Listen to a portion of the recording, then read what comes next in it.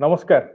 Sambit IPL special ଆପଣଙ୍କ ସହିତ କଥା ହେଲା ବେଳେ ବା ଆପଣ ଯେତେବେଳେ ଏ କାର୍ଯ୍ୟକ୍ରମ ଦେଖୁଛନ୍ତି ସେତେବେଳେ ଭୁବନେଶ୍ୱରରେ ଭାରି ବର୍ଷା, ଜୋରଦାର ବର୍ଷା ଏବଂ ସମାନ ସ୍ଥିତି ମଧ୍ୟ ବା ଏକ ପ୍ରକାର ସ୍ଥିତି ମଧ୍ୟ କୋଲକାତାରେ। ବେଶୀ ଦୂର ନୁହେଁ ଭୁବନେଶ୍ୱରରୁ।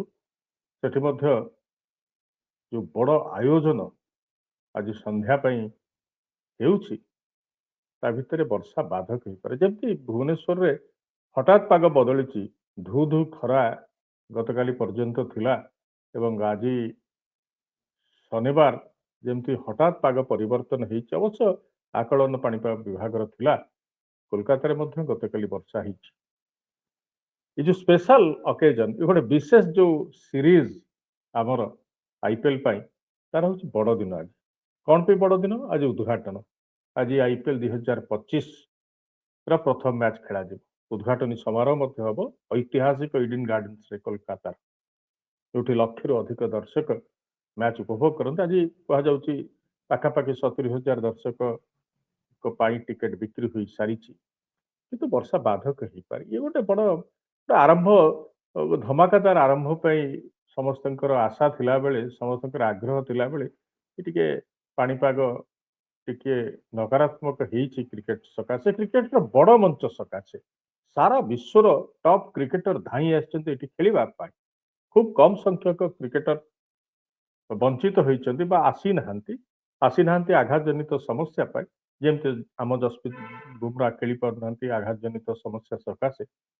ନହେଲେ ସମସ୍ତେ ଆସିଛନ୍ତି, କାରଣ ଅଧିକ ପଇସା ଆଇପିଏଲରେ ମିଳେ, ଅଧିକ ଫ୍ୟାନ୍ ଫଲୋଇଂ ଆପଣଙ୍କର ମିଳିବ, ଅଧିକ ପ୍ରଚାର ଆପଣ ହେବେ, ରାତାରାତି ଷ୍ଟାର ହେଇଯିବେ।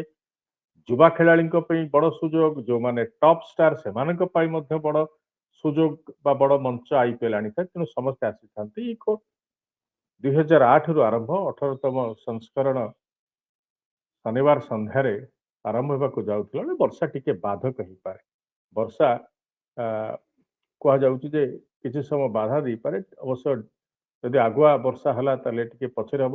ଗୋଟିଏ କିନ୍ତୁ ବଡ଼ ଜିନିଷ, ଗୋଟେ ପଜିଟିଭ କଥା ହଉଛି ଆପଣମାନଙ୍କୁ କହି ରଖେ, ପୁରା ଇଡେନ୍ ଗାର୍ଡେନ୍ସ କଭର କରିବାର କ୍ଷମତା ବା ସୁବିଧା ଗ୍ରାଉଣ୍ଡ ଷ୍ଟାଫଙ୍କ ପାଖରେ ରହିଛି। ସେମାନେ ସାଙ୍ଗେ ସାଙ୍ଗେ କାଲି ଶୁକ୍ରବାର ଦିନ ସନ୍ଧ୍ୟାରେ ଯେତେବେଳେ ଉଭୟ ବିରାଟ କୋହଲି ସାମିଲ ଥିବା ରୟାଲ ଚ୍ୟାଲେଞ୍ଜର୍ସ ବାଙ୍ଗାଲୋର ହଉ ବା ଘରୋଇ କୋଲକାତା ନାଇଟ୍ ରାଇଡର୍ସ ଯେତେବେଳେ ନେଟ୍ସ କରିବା ପାଇଁ ଆସିଥିଲେ, କିଛି ପ୍ରାୟ 45 ମିନିଟ୍ ଘଣ୍ଟେ ନେଟ୍ସ କଲା ପରେ ଶୁକ୍ରବାର ସନ୍ଧ୍ୟାରେ ବର୍ଷା ହେଇଯାଇଥିଲା। ତେଣୁ ସାଙ୍ଗେ ସାଙ୍ଗେ ପିଲାମାନେ ତ ଫେରି ଯାଇଥିଲେ ଡ୍ରେସିଂ ରୁମକୁ, ଖେଳାଳିମାନେ ଆଉ ଗ୍ରାଉଣ୍ଡ ଷ୍ଟାଫ ପୁରା ଘୋଡ଼େଇ ଦେଇଥିଲେ। ପୁରା କେବଳ ସ୍କୋୟାର ନୁହଁ, କେବଳ ପିଚ୍ ନୁହେଁ, ଏ ପୁରା ଇଡେନ୍ ଗାର୍ଡେନ୍ସକୁ ଘୋଡ଼େଇବାର ବ୍ୟବସ୍ଥା ରହିଛି। ଆଉ ସେଠି ମଧ୍ୟ ଡ୍ରେନେଜ ସିଷ୍ଟମ ଖୁବ୍ ଭଲ ଇଡେନ୍ ଗାର୍ଡେନ୍ସର। ତେଣୁ ବର୍ଷା ଯଦି ନିୟମିତ ହୁଏ, ଲଗାଣ ହୁଏ, ତାହେଲେ ଅଡୁଆ, ନହେଲେ ବର୍ଷା ହେଇକି ଛାଡ଼ିଗଲେ ଅଳ୍ପ ସମୟ ଭିତରେ ଗ୍ରାଉଣ୍ଡ ରେଡି ହେଇଯିବ ମ୍ୟାଚ୍ ସକାଶେ। ଏଥର ଆସିବା ଉଦ୍ଘାଟନୀ ମ୍ୟାଚକୁ। ଇଏ ଆରମ୍ଭ ସବୁବେଳେ ଗୋଟେ ଧମାକାଦାର ହେଇଥାଏ ଆଇପିଏଲର।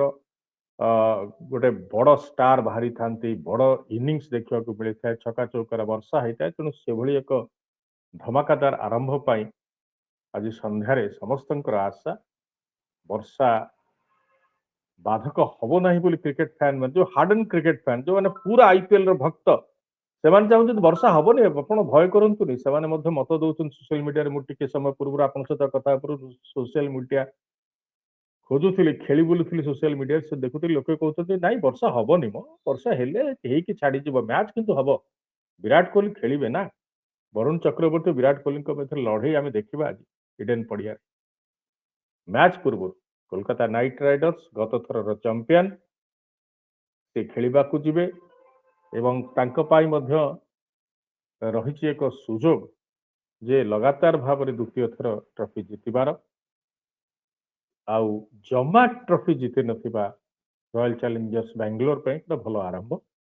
ବିରାଟ କୋହଲି ତାଙ୍କର କ୍ରିକେଟିଂ କ୍ୟାରିୟରର ସାନ୍ଧ୍ୟକାଳୀନ ଧାରାକୁ ଚାଲି ଯାଇଥିବା ଅବସ୍ଥାରେ ଇଏ ହୁଏତ 2025 ଗୋଟେ ସୁଯୋଗ ଆଣିପାରେ ତାଙ୍କ ପାଇଁ ଟ୍ରଫି ଜିତେଇ ଦେବା ସକାଶେ। ନିଜେ ଅଧିନାୟକ ନାହାନ୍ତି, ରଜତ ପଟିଦାରଙ୍କୁ ମିଳିଛି ଅଧିନାୟକ ଭାର। କିନ୍ତୁ ମ୍ୟାଚ୍ ପୂର୍ବରୁ ଗୋଟେ ଛୋଟିଆ ଗୋଟେ କାର୍ଯ୍ୟକ୍ରମ ହବ, ଯୋଉଥିରେ ବଲିଉଡର ତାରକା ମାନେ ସାମିଲ ହେବା କଥା ଆମେ ଶୁଣୁଛୁ। ଦିଶା ପଟ୍ଟନୀ ଭାଗ ନେବା କଥା ଆନୁଷ୍ଠାନିକ ଭାବେ ଘୋଷଣା ହେଇଛି। ଶ୍ରେୟା ଘୋଷାଲ ମଧ୍ୟ ପ୍ରଖ୍ୟାତ ଗାୟିକା, ସେ ମଧ୍ୟ ପରିବେଷଣ କରିବେ ଏବଂ ତା ସହିତ ଭୁଲିବା ଉଚିତ ନୁହେଁ କୋଲକାତା ନାଇଟ୍ ରାଇଡର୍ସର ସହ ମାଲିକ ହେଉଛନ୍ତି ବଲିଉଡ ବାଦଶାହ ଶାହରୁଖ ଖାନ। ସେ ନିଜେ ଥିବେ ଉପସ୍ଥିତ ଇଡେନ ଗାର୍ଡେନ୍ସରେ, ତେଣୁ ସିଏ ଟିକେ ମଞ୍ଚକୁ ଆସିବା ନିଶ୍ଚିତ, ସିଏ ସାମିଲ ହେବେ କାର୍ଯ୍ୟକ୍ରମରେ। ତେଣୁ ଏକ ରଙ୍ଗାରଙ୍ଗ କାର୍ଯ୍ୟକ୍ରମର ଆୟୋଜନ ମଧ୍ୟ ହେଇଛି। ପ୍ରଥମ ମ୍ୟାଚ୍ ଆରମ୍ଭ ହେବା ପୂର୍ବରୁ ସନ୍ଧ୍ୟା 7:30ଟାରେ ପ୍ରଥମ ମ୍ୟାଚ୍ ହବ। 7ଟା ବେଳେ ଟସ୍ ପଡ଼ିବ। ଆଜିଙ୍କ୍ୟ ରାହାଣେ ଏବଂ ରଜତ ପଟିଦାର ଯିବେ ଟସ୍ କରିବା ପାଇଁ। ଦେଖନ୍ତୁ କୋଲକାତା ନାଇଟ୍ ରାଇଡର୍ସ କ୍ରିକେଟ ରଣନୀତି ନେଇ ସେମାନେ ଯାଇଛନ୍ତି। ଗତ ଥର ଯିଏ ଅଧିନାୟକ ଥିଲେ ତାଙ୍କୁ ସେ ନିଲାମ ଧାରା ପୂର୍ବରୁ ବାହାର କରିଦେଇଥିଲେ, ରିଲିଜ କରିଦେଇଥିଲେ। ଏବେ ରାହାଣେଙ୍କୁ ନେଇଛନ୍ତି ଏବଂ ଅଭିଜ୍ଞ ରାହାଣେଙ୍କୁ, ଅନେକ ଭାବୁଥିଲେ ଭେଙ୍କଟେଶ ଆୟାରଙ୍କୁ ହୁଏତ କ୍ୟାପ୍ଟେନସିପ୍ର ଭାର ମିଳିବ କେକେଆର ପାଇଁ, କିନ୍ତୁ ଅଭିଜ୍ଞ ଆଜିଙ୍କ୍ୟ ରାହାଣେ ପୂର୍ବତନ ଭାରତୀୟ କ୍ୟାପ୍ଟେନ, ପୂର୍ବତନ ଭାରତୀୟ ଖେଳାଳି, ତାଙ୍କୁ ଦଳରେ ନେଇଛନ୍ତି। ପ୍ରଥମ ଶ୍ରେଣୀ କ୍ରିକେଟର ଜଣେ ସଂଘର୍ଷ କରିପାରୁଥିବା ମଣିଷ, ଟି20ରେ ଚମକିବା ପାଇଁ ବା ଏକ ରୂପ ପରିବର୍ତ୍ତନ ରାହାଣେଙ୍କର ହେଇଛି ଏବଂ ଟି20ରେ ଗତ ଥର ଚମ୍ପିୟନ କେକେଆର ଦଳର ନେତୃତ୍ୱ ନେବାର ତାଙ୍କ ପାଇଁ ସୁଯୋଗ ରହିଛି। ସେ ବୋଧେ ପ୍ରଥମେ ବ୍ୟାଟିଂ କରିବାକୁ ଆସିପାରନ୍ତି ବୋଲି ମୁଁ ଭାବୁଛି କେକେଆର ପକ୍ଷରୁ। କିନ୍ତୁ ଉଦ୍ଘାଟନୀ ସମାରୋହ, ଶ୍ରେୟା ଘୋଷାଲଙ୍କର ଗାଇବା, ଦିଶା ପଟ୍ଟନୀଙ୍କର ନାଚ, ତାପରେ ଯଦି ବର୍ଷା ବାଧକ ନ ହୁଏ ତାହେଲେ ସମସ୍ତେ ନିହାତି ଭାବରେ ଆମେ ସମସ୍ତେ ଅପେକ୍ଷା କରିବା ଦେଖିବା ପାଇଁ ବରୁଣ ଭର୍ସେସ ବିରାଟ।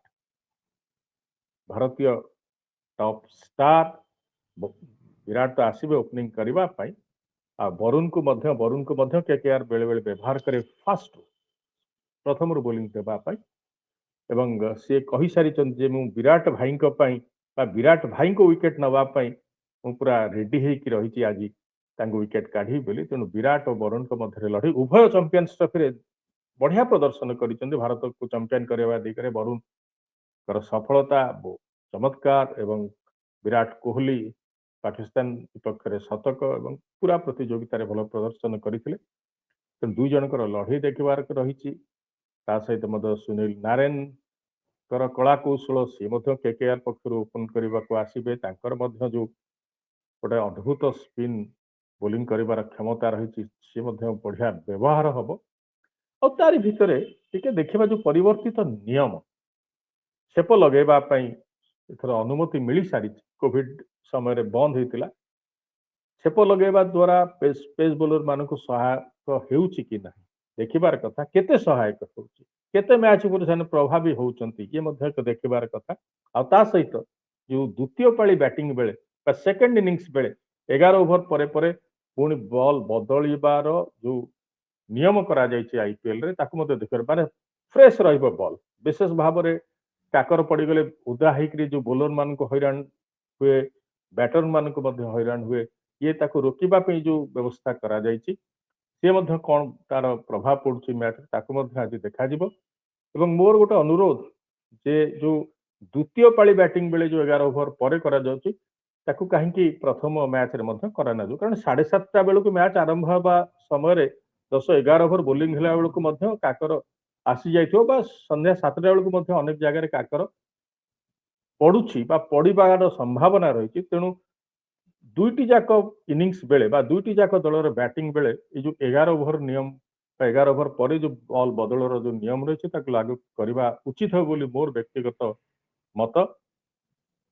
ମୁଁ ଚାହୁଁଛି ବା ମୋର ଆଶା, ବର୍ଷା ଟିକେ କଲିକତାରେ କୁହାଯାଇଛି, ସେଠିକାର ପାଣିପାଗ କାର୍ଯ୍ୟାଳୟର ପୂର୍ବାନୁମାନ ଯେ ଜୋରରେ ପବନ ବହିବ, ଟିକେ କୁଆପଥର ସହ ବର୍ଷାର କଥା ସେମାନେ ପୂର୍ବାନୁମାନ କରିଛନ୍ତି।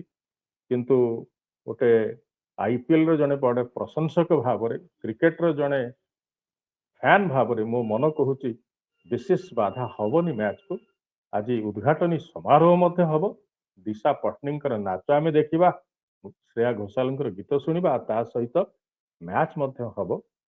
ବିରାଟଙ୍କର ବ୍ୟାଟିଂ ଦେଖିବା ଦୁଇ ଯୋଉ ଅଧିନାୟକ, ଦୁଇ ଦଳର ନୂଆ ଅଧିନାୟକ, ସେମାନଙ୍କର କଳା କୌଶଳ, ରଣନୀତି ଏବଂ ଦଳକୁ ସେମାନେ କେମିତି ଖେଳି ନଉଛନ୍ତି ଆଇପିଏଲ ପ୍ରଥମ ମ୍ୟାଚରେ, ତାକୁ ସବୁ ଦେଖିବା। ଏକ ଧମାକାଦାର ଆରମ୍ଭର ଆଶାରେ ରହିଛି ବର୍ଷା ବାଧକ ହବ ନାହିଁ ବୋଲି ମନ ଭିତରୁ କହୁଛି। ଯେତେ ପୂର୍ବାନୁମାନ ହଉ ମନ ଭିତରେ ଗୋଟେ ଆସିଯାଏ ଯେ ନାଇଁ ଆଜି ବର୍ଷା ହବନି, ବର୍ଷା ହେଲେ ମଧ୍ୟ କିଛି ଫରକ ପଡିବନି, ମ୍ୟାଚ୍ ହବ। IPL 2025 ଯୋଉ ବଡ କ୍ରିକେଟ ମଞ୍ଚର ଆରମ୍ଭ ଧମାକାଦାର ହେଲେ ତାପରେ ତ କଥା ଅଲଗା।